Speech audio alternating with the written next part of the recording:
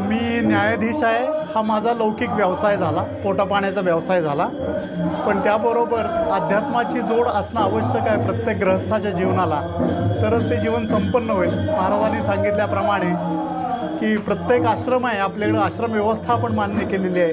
गृहस्थाश्रम आहे, त्याबरोबर वानप्रस्थाश्रम आहे, संन्यासाश्रम आहे, आणि यातून जाताना प्रत्येकाला अध्यात्माची जोड असेल तर आपला संसारसुद्धा सुखाचा होतो, महाराजांनी सांगितलं आहे। आणि माझ्या घरातच कीर्तनाची परंपरा असल्यामुळे मी या परंपरेत आहे।